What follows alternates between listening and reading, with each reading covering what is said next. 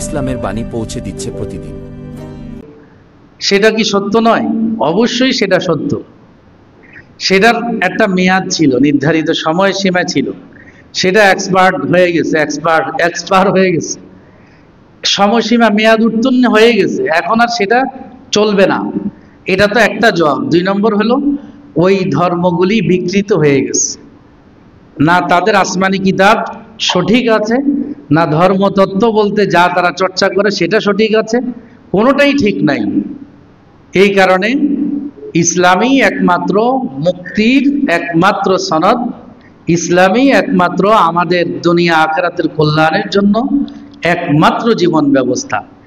এটাই আল্লাহ রাব্বুল আলামিন বলছেন সূরা আলে ইমরানের মধ্যে, যে ইসলামই তোমাদের জন্য আমি দিন হিসাবে তোমাদের জন্য আমি সন্তুষ্ট হয়ে গেছি, ইসলামই তোমাদের একমাত্র জীবন ব্যবস্থা। এই জন্য অন্য ভিন্ন কোনো জীবন ব্যবস্থা এখন আর আমাদের জন্য চলমান নয়। পাবলিক রাস্তা দিয়ে যে কোনো গাড়ি চলার একটা অনুমোদন আছে কি নাই? আছে। কিন্তু যখন ভিআইপি পার্সন বা প্রধানমন্ত্রীর গাড়ি যায় তখন সব কিছু বন্ধ হয়ে যায়, হয় কি হয় না? আল্লাহ রসুল সাল্লাল্লাহু আলাইহি সাল্লাম সবচেয়ে শ্রেষ্ঠ নবী, সবচেয়ে ভিআইপি নবী, ওনার আসার সাথে সাথে সমস্ত নবুয়তের গাড়ি বন্ধ, এটা আর চলবে না, এটা ব্যান্ড হয়ে গেছে, এই নবুয়ত আর চলবে না।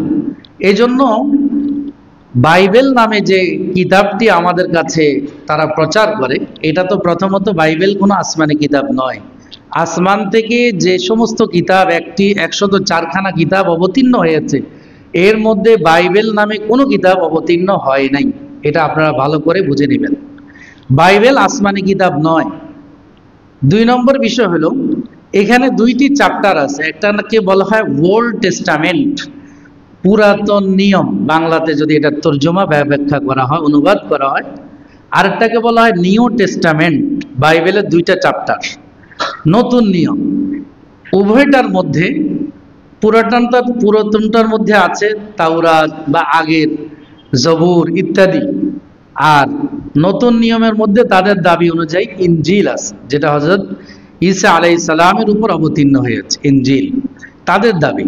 কিন্তু বাস্তব অর্থে যদি আমরা দেখি, আপনারা যদি এটা স্টাডি করেন, দেখবেন যে এর মধ্যে আগে পরের কথার মধ্যে অনেক অমিল, কোনো মিল খুঁজে পাবেন না।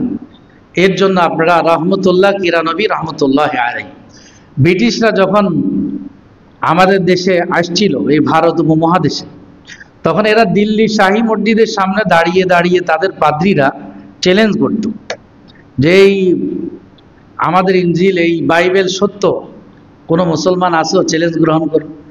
তখন যিনি চ্যালেঞ্জ গ্রহণ করেছেন ওনার নাম রহমতুল্লাহ, হযরত মাওলানা রহমতুল্লাহ কিরানবী। কিরানা একটা জায়গার অধিবাসী, এই জন্য ওনাকে কিরানবী বলা হয়।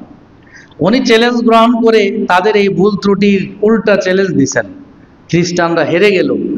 এখন ক্ষমতায় যেহেতু তারা আছে, ওনার নামে হুলিয়া জারি করছে, ওনাকে গ্রেপ্তার করে মৃত্যুদণ্ড দিবে। উনি পালিয়ে মক্কায় চলে গেছেন, সেখানেই উনি সব ছিলেন।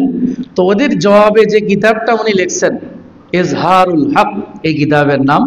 আপনারা যদি কেউ খ্রিস্টান ধর্ম সম্পর্কে জানতে চান, তাহলে এই কিতাব ইসলামিক ফাউন্ডেশন থেকে বাংলা করা হয়েছে, পড়বেন। হযরত মাওলানা মুফতি তাকি উসমানী দামাত বারাকাতুহুম, বিশ্ববিখ্যাত আলেমদের মধ্যে অন্যতম একদম প্রধান সারির আলেম যাকে ধরা হয়, তিনি হইলেন পাকিস্তানের চিফ জাস্টিস ছিলেন শরিয়া বেঞ্চের। তিনি একটি কিতাব লিখেছেন ঈসাইয়ত কিয়া হয়, খ্রিস্টান ধর্ম কি। এটার বাংলা হয়েছে খ্রিস্ট ধর্মের স্বরূপ, আমাদের মার্কেটে পাওয়া যায়, আপনারা সংক্ষেপে এটার মধ্যে পাবেন। আর একটা কিতাব উনি 4 খণ্ডের বৃহৎ আকারে লিখছেন, কোরআন সে বাইবেল তক, কোরআন থেকে বাইবেল পর্যন্ত, বা বাইবেল সে কোরআন তক, বাইবেল থেকে কোরআন পর্যন্ত। এটা 4 খণ্ডের মোটা। উনি এতটা ভারসাম্য করে লিখেছেন, সেখানে খ্রিস্টান পাদ্রীরা বলছে যে খ্রিস্ট ধর্মের উপরে ইতিপূর্বে কেউ এত সুন্দর স্টাডি করে কোনো বই লিখতে পারে নাই, এতটা সুন্দর করে লিখছেন। এটা উর্দু ভার্সন আছে, বাইবেল সে কোরআন তক, আমরা পড়তে পারি। অনেক ভাইয়েরা বিভ্রান্ত হয় এবং তারা কিতাবুল মুকাদ্দাস নামে এই ইনজিলের প্রচার চালায়, বাইবেলের প্রচার চালায়, নাম দিছে কিতাবুল মুকাদ্দাস, পবিত্র কিতাব। এখন যেন মানুষ না বুঝতে পারে, বিভিন্নভাবে খ্রিস্টান মিশনারি কাজ করে। তার মধ্যে একটা হলো যে বিভিন্ন পীর মুর্শেদ বানাইয়া আমাদের দেশে তারা কাজ করে। নুরা পাগলা নামে যে মাগুরার যে ঘটনা, সে মূলত খ্রিস্টানদের এজেন্ট, তার ছেলে এখনো খ্রিস্টানদের দাওয়াত দিচ্ছে। আমাদের কাছে সব ভিডিও ফুটেজ সহ সব কিছু আছে, এবং জেলা প্রশাসককে স্মারকলিপি দিয়া সব কিছু অবহিত করা হয়েছে আজকে 2-3 বছর। এরা কানের মাছিও লাড়ে না। এই জন্য তাওহিদি জনতা যা করার তা করেছে, এটা মব না। আপনি আমার ধর্মীয় অধিকার হরণ করবেন, আমার ধর্মকে বিকৃত করবেন, এটা আমি দেব না। আমার আদাবারও তো কাউকে আমি সুযোগ দেব না। সর্বশক্তি প্রয়োগ করে এটাকে প্রতিহত করা হবে। এটা ওলামায়ে কেরামের দায়িত্ব। কথাটা বুঝতে পারছেন? আর একটা ভার্সন হলো কোয়ান্টাম মেথড। কত ইংরেজি শিক্ষিত আরবি পার্সনরা এখানে কাজ করে, দেখবেন কোয়ান্টাম মেথড কি, মেডিটেশন করা, এরা ধ্যান করা। ধ্যান আপনি ঘরে বসে করলেও আপনি লাভবান হবেন। ডাক্তাররা বলে যদি দীর্ঘ শ্বাস নেয় তাহলে মানুষের হার্টবিট বাড়ে, স্বাস্থ্যের জন্য উপকার। আপনি যদি গাছের তলায় যাইয়া নেন, এই অক্সিজেন আসবে, ভালো করে শরীর ভালো হবে, এটাতে উপকার আছে, কোনো সন্দেহ নেই।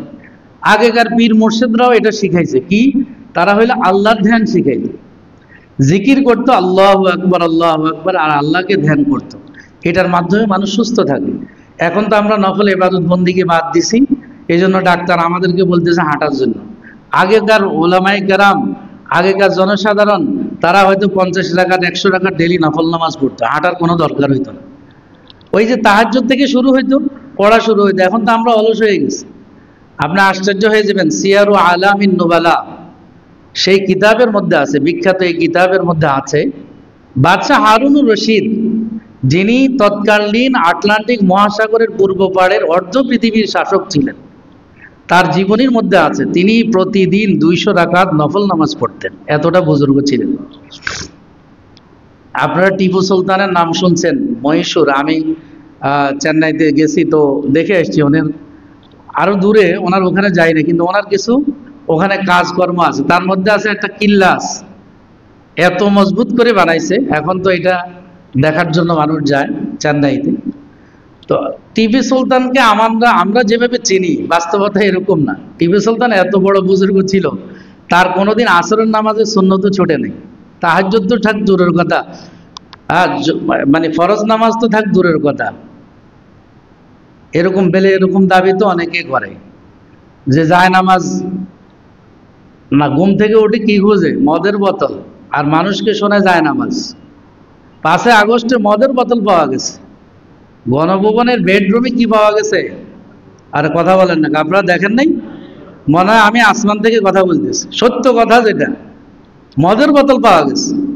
এবং তার কাছের লোকেরা এই কথা বলছে, প্রতিদিন সে ড্রিঙ্কস করত, আর জনগণকে ধোকা দিত কি, যে আমি ঘুম থেকে উঠে যায় নামাজ খুঁজি।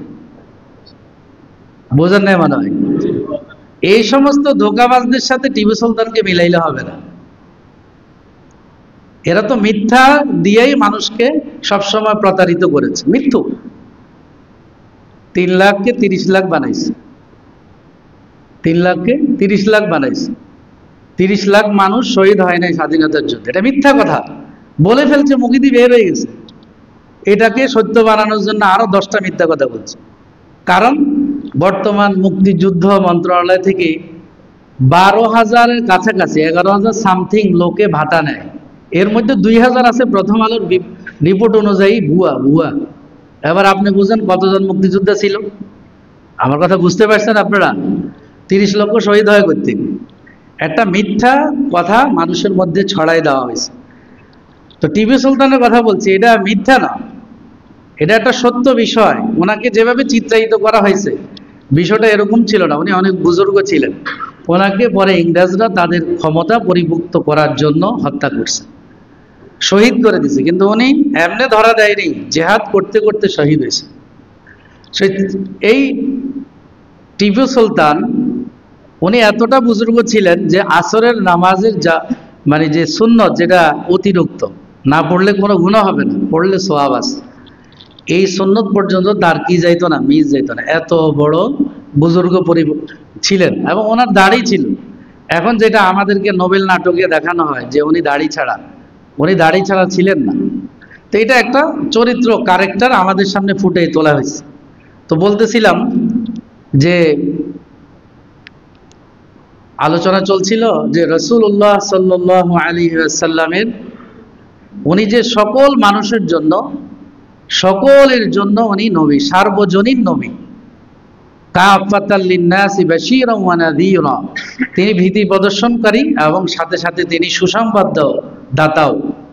এই জন্য রাসূলুল্লাহ সাল্লাল্লাহু আলাইহি সাল্লামের রিসালাতকে যদি বিশ্বাস না করে তাহলে সে ঈমানদার না, সে কি নয়? মুমিন নয়।